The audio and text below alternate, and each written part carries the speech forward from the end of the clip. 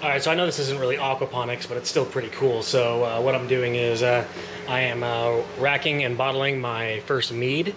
Mead is the first drink to ever be fermented by humans. So this is actually a honey pomegranate mixture, and so far it's turning out really good. So this is the what it actually looks like, and I just tried it, and it is some strong stuff. Alright, so I got it all bottled. Got about 20 bottles of wine. Some of them are bigger than others for about 30-35 bucks of material. So it's not really a bad idea to just make your own stuff, because it tastes really good. So, all right, we're gonna get back to the aquaponics now. All right, so we're gonna do an update on the barrel system.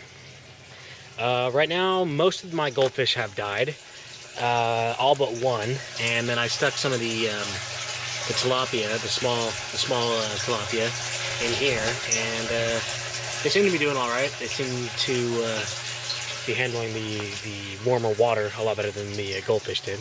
But the tomatoes are growing up. So you have a couple tomatoes on here, quite a bit.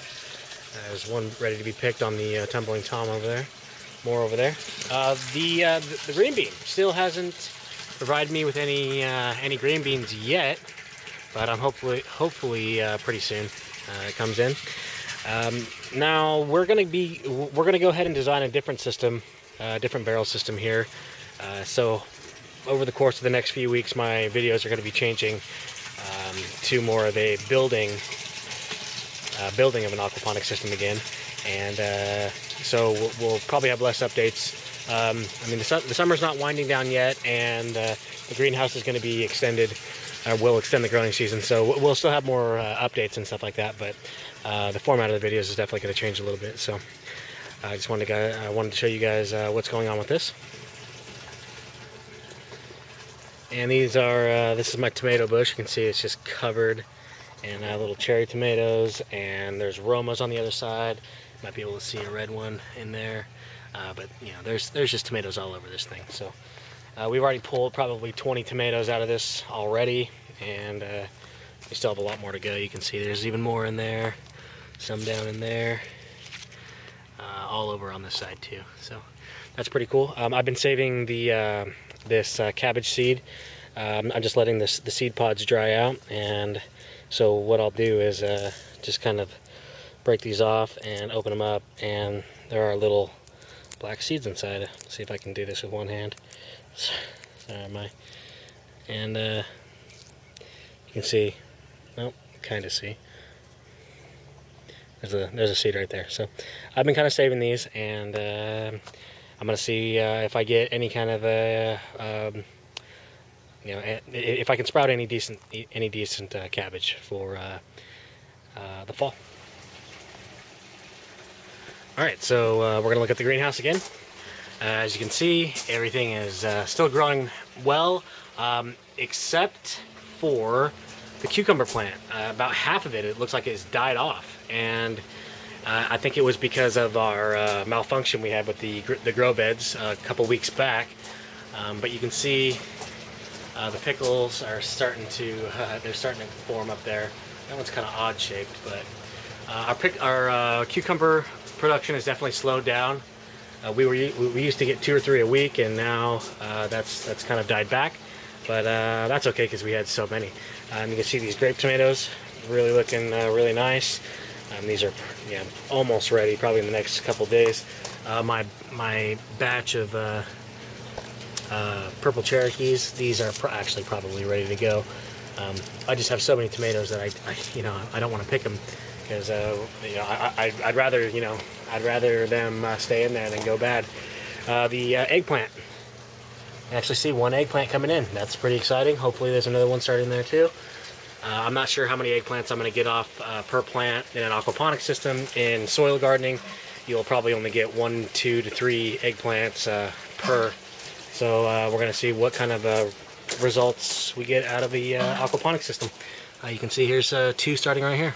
2 actually, no, just 2. But yeah, that's pretty exciting. I'm a big fan of eggplant. I like to use it in some of the things I like to cook. So here's all this. These things I don't even do anything with them. These towers, I'm not a fan of these towers. This setup is not what really what I had in mind. So these are definitely going to come out, and we're going to be putting an NFT system, and we're going to be using uni-seals, and that's another thing that I'm going to be talking about more frequently, especially with the building of the new system. So yeah, I just want to give you guys a look at that. And oh, the bed. My basil's doing actually really well here, and so this is a sweet basil. So what we've done is we'll use like a watermelon, and we'll cover this. We'll take a leaf and put some watermelon in it, and they kind of really complement each other really nice. So if you get a chance, give that a try. The lettuce, again, it's just too warm in here, and everything's just everything's dying off and going to seed. I'm letting it go to seed because, you know, I'll collect it and use it again in the fall. So that's that. All right, so we're just gonna take a look at the indoor system. Even after I cut back the tomato plants, they just went crazy again and grew. They just grew out of control. So I'm gonna have to just pull these tomato plants out. This lettuce here, this was that spring mix that I planted a few weeks back, and as you can see, it's these red lights are causing a lot of it to go to seed, which is kind of a bummer, but that's okay, because really all I'm doing with this lettuce is just picking off some leaves that are ready to go, and feeding them to the tilapia. They seem to like it.